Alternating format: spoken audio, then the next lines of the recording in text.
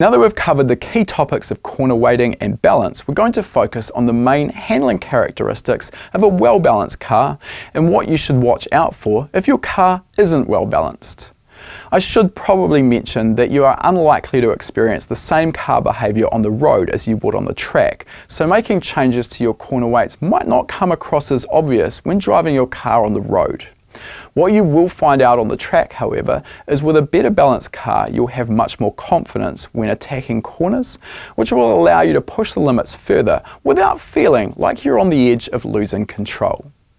We can essentially break handling characteristics down into three topics: braking, accelerating and cornering, and quite often you'll be mixing cornering with accelerating or braking at the same time. Let's start off by looking at braking. In a perfect world, a car with a 50-50 left to right balance will always brake in a straight line, assuming that the road surface is level and flat and that your brakes and wheel alignment have been set correctly. The theory here is that the more load the tyre applies to the ground, the more grip it will have, provided that we're within the working range of the tyre and it's not overloaded. If our corner weight is slightly off balance, let's say 55%, then the car will have more grip on the right hand side than the left, and it won't be able to generate as much braking force on the left hand side. We'll be able to feel this through the steering wheel as the steering wheel will pull to the right. Another great way to notice if your car is unbalanced is if you constantly find that you're locking a certain wheel under braking in a straight line. For example, if the right front tyre is constantly locking, and assuming your brakes are functioning correctly, then this would mean that there's more weight over the left-hand front tyre, and this needs to be balanced out by adding weight to the right. Of course, this is only relevant if you're braking in a straight line though, and if you're running equal camber on both sides of the car too. To illustrate the importance of the balance of the braking performance, Joda Sport, who run the Orica LMP2 chassis, found that the car will suffer from wheel lock-up on one side of the car if the left to right weight balance on the front axle line is out by more than 2 kilograms. Moving on, acceleration is slightly more complex than braking, given that we may be running a front-wheel drive, a rear-wheel drive, or a four-wheel drive car. However, we still want the car to accelerate in a straight line as much as possible.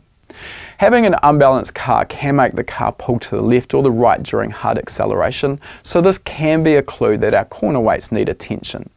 This follows the same principle as braking, where if you have more weight on one side of the car than the other, you're going to have more force acting downwards on that tyre, causing more grip compared to the opposite side. Of course, in this instance, we do also need to consider that powerful cars can exhibit a tendency to torque steer, so not all evils in this department can solely be attributed to corner balance.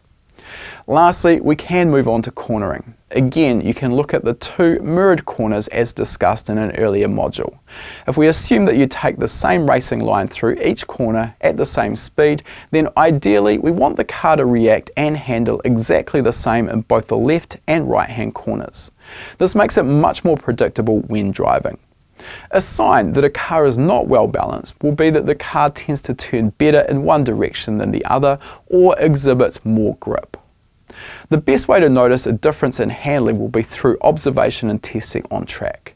If you find that the car constantly feels neutral and predictable in a left-hand corner but consistently oversteers in a right-hand corner of a similar radius and speed, then the first thing you should be checking is the corner weights. As mentioned, achieving better vehicle balance will definitely have a positive effect on the consistency of your driving, as well as improving the life expectancy of a variety of components on the car.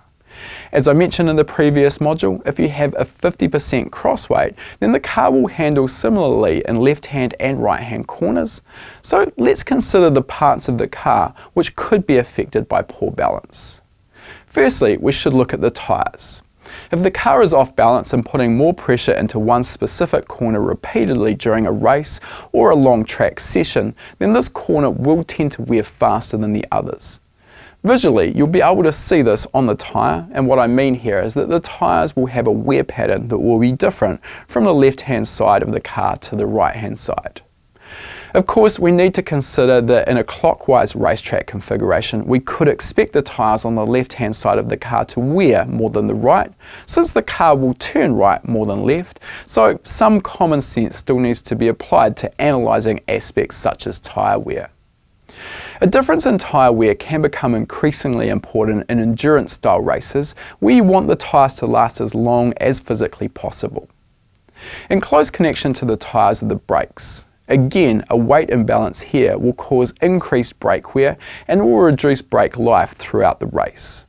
This can also be noticed by uneven wear on a particular corner of the car, but as with tyre wear, there are other potential contributing factors to brake wear, so corner weighting might not be the only solution. The other thing to consider here would be chassis components such as bushings, wheel bearings, CV joints, and any other parts that move when the car is under load. Repeated use on an unbalanced car can cause accelerated wear.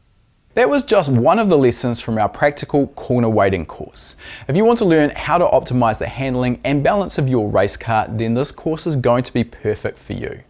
You'll learn how corner weight affects the balance of your car and what equipment you'll need to be able to measure and make adjustments to the corner weights. You'll learn how to analyze the handling balance at the track so you know what's wrong and what changes need to be made. You'll then learn how to set up a flat patch to work from so that you can be confident that your corner weight measurements are accurate and repeatable. Finally, you'll learn a simple 6-step process that you can apply to optimizing the corner weights on any car. This will ensure you get the right results without overlooking any critical steps. To learn more, click the link in the description.